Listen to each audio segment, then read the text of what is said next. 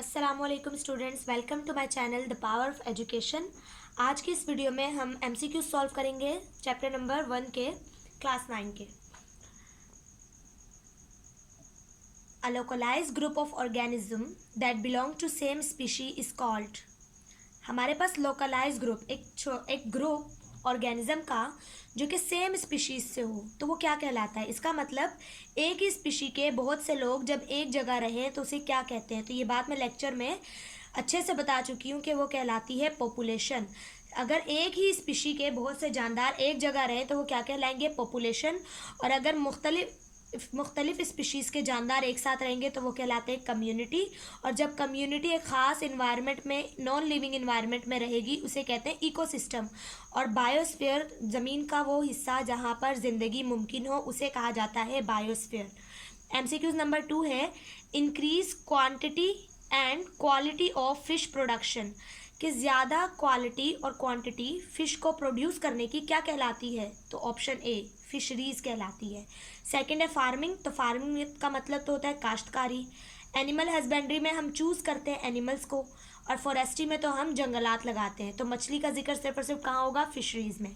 MCQs number 3 है, study of remote past organic life with the help of fossils. Remote past का मतलब बहुत पुरानी ज़िंदगी, ऑर्गेनिक लाइफ जानदार, बहुत पुराने जानदारों के बारे में पढ़ना उनकी बाकियात की मदद से क्या कहलाता है, एंटोमोलॉजी। एंटोमोलॉजी तो इंसेक्ट के बारे में पढ़ने को कहते हैं। सेकेंड है हमारे पास पैलियोंटोलॉजी। तो बिल्कुल सही है, पैलियोंटोलॉजी का मतलब है स्टडी ऑफ फॉसिल्स या study of remote past with the help of fossils. तो इसका मतलब पैलियोंटोलॉजी। फिर भी हम ऑप्शन सी डिस्कस करेंगे। टेक्सोनोमी में हम जानदारों को क्लासिफिकेशन करते हैं और उनके स्पेसिफिक नाम देते हैं। हिस्टोलॉजी में हम पढ़ते हैं टिश्यूज़ के बारे में। एमसीक्यूज नंबर 4 है, laws and techniques of physics are applied to explain the living process of life. कि कानून और टेक्निक फिजिक्स की जब अप्लाई की जाती हैं लाइफ के प्रोसेस पे तो वो क्या कहलाती है, बायोमेट्री। बिल्कुल भी नहीं, मिलिट्री में तो मैथ आ जाएगा, फिजिक्स नहीं। बायोस्टैटिक्स, तो बायोस्टैटिक्स भी नहीं है। तो बायोफिजिक्स बिल्कुल सही ऑप्शन है हमारे पास। उसके बाद है बायो इकोनॉमिक्स। तो बायो इकोनॉमिक्स में हम लोग ये पढ़ते हैं कि किस तरह से हम बायो में फ़ायदा ले सकते हैं या किस तरह से हम बायो से क्या कर सकते हैं, पैसे को बड़े पैमाने पर कमा सकते हैं। एमसीक्यूज नंबर 5 हमें कह रहा है, चूज़ द इनकरेक्ट स्टेटमेंट। कि इसमें से वो स्टेटमेंट चूज़ करो जो बिल्कुल गलत है। तो सबसे पहला ये कह रहा है कि 6 element carbon, hydrogen, oxygen, nitrogen, sulphur और फास्फोरस बेसिक एलिमेंट्स कहलाते हैं। तो ये बात बिल्कुल सही है, इसमें तो कोई गलत बात नहीं है। अगर आपने पीछे लेक्चर्स अटेंड किए हुए हैं, सुने हुए हैं, तो आपको ये बात अच्छे से पता होगी कि ये सारे क्या हैं, बेसिक एलिमेंट्स ही हैं। बी है foundation of life based on chemical. कि जो ज़िंदगी बनी है वो असल में केमिकल से बनी है। तो बिल्कुल सही बात है, हमने फर्स्ट सेकंड लेक्चर में ये बात पढ़ी थी कि हमारे पास जो एटम है वो मिल के बनाते हैं, हमारे पास मॉलिक्यूल्स मिल के बनाते हैं हमारे पास ऑर्गेनली, और फिर सेल बनता है। तो ये बातें बिल्कुल सही हैं। एमसीक्यूज ऑप्शन सी है, member of different species form population. तो ये बात गलत है, क्यों? क्योंकि डिफरेंट स्पीशी पॉपुलेशन नहीं बनाती, सेम स्पीशी मिलके पॉपुलेशन बनाती है। ये बात तो हमने फर्स्ट एमसीक्यूज में भी पढ़ी है ना। तो ये बात हमारे पास गलत है कि डिफरेंट स्पीशी पॉपुलेशन नहीं बनाती। तो ये इन्होंने गलत बात की है। चौथा ऑप्शन भी पढ़ लेते हैं, part of earth where life exist is called biosphere. ज़मीन का वो हिस्सा जहाँ ज़िंदगी मुमकिन हो कहलाती है बायोस्फीयर। यहाँ पे कुछ डाउट्स क्लियर कर लें। पानी में भी ज़िंदगी मुमकिन है तो पानी भी बायोस्फीयर में आएगा, क्योंकि पानी में भी तो जानदार होते हैं ना, वहाँ भी ज़िंदगी पॉसिबल है। एमसीक्यूज नंबर 6,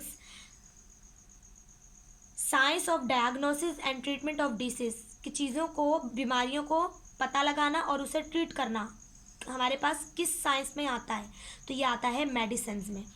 अब आगे चलते हैं एमसीक्यूज नंबर 7 पे। Similar cell combine together to form. तो सेम सेल मिलकर बनाते हैं टिश्यू। ऑर्गन कब बनता है, जब टिश्यू मिलते हैं।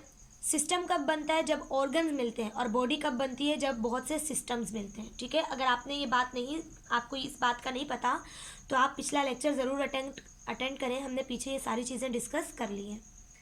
Scientific name of frog is. कि फ्रॉग का साइंटिफिक नेम क्या है। ऑप्शन है पैलियन, बिल्कुल नहीं। पेरीप्लेनेटा, बिल्कुल नहीं। हाँ, राना टिग्रीना हमारे पास फ्रॉग का साइंटिफिक नेम है। एमसीक्यूज नंबर 9 है, select the correct sequence of biological organisation. के बायोलॉजिकल ऑर्गेनाइजेशन की सही सीक्वेंस बताएं।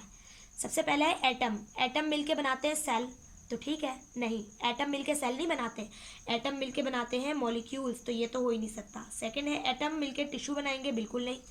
एटम मिलके मॉलिक्यूल बनाएंगे, हाँ, एटम मिलके बनाएंगे मॉलिक्यूल, मॉलिक्यूल मिलके बनाएगा सेल, सेल मिलके बनाएगा टिश्यू, टिश्यू मिलके बनाएगा ऑर्गन, तो ऑप्शन सी बिल्कुल सही है। एमसीक्यूज नंबर 10 है हमारे पास, Volvox is a polyphyletic genus. Volvox एक पॉलीफाइलेटिक जीनस है, किसका? ग्रीन अलगा का, बिल्कुल सही। रेड अलगा का नहीं, ब्राउन अलगा का नहीं, नॉन ऑफ दीज बिल्कुल नहीं, तो ऑप्शन ए बिल्कुल ठीक है। होप सो कि एमसीक्यूज सॉल्व करते वक्त आपको काफ़ी चीज़ें समझने को मिली होंगी। एमसीक्यूज को बेस्ट वे में तभी सॉल्व किया जा सकता है जब आपके उसके तमाम ऑप्शन को अच्छे से रीड आउट करें, क्योंकि कई जगहों पे ऐसा होता है कि बोथ का ऑप्शन भी होता है और वो सही भी हो सकता है। जैसे कि इस एमसीक्यूज में आपको बोथ दिए हुए हैं कि बोथ ए, जैसे इस एमसीक्यूज में आपको दिया हुआ है कि बोथ ए एंड बी भी हो सकता है, बी एंड सी, तो अब यहाँ पर तो हमारे पास बी सही था, लेकिन ऐसा भी हो सकता है कि कई ऑप्शन में दो चीज़ें भी सही हों। तो एमसीक्यूज सॉल्व करते वक्त आपने तमाम ऑप्शंस को पढ़ना है और अच्छे से पढ़ने के बाद आपने एमसीक्यूज पे टिक करना है कि आपके कौन से एमसीक्यूज सही हैं। अगर आपको इस एमसीक्यूज को सॉल्व करते वक्त कोई भी क्वेश्चन या कोई भी क्यूरी जहन में आई है तो आप कमेंट बॉक्स में ज़रूर पूछिएगा। बाकी चैनल को सब्सक्राइब ज़रूर कीजिएगा, वीडियो को लाइक ज़रूर कीजिएगा और अपने तमाम फ्रेंड्स के साथ जो कि भी आपकी क्लास फेलोज़ हैं, पढ़ रहे हैं, उनके साथ वीडियो को शेयर ज़रूर कीजिएगा, क्योंकि आपके लिए भी और उनके लिए भी बहुत हेल्पफुल हो जाएगी। Thank you so much. अल्लाह हाफ़िज़।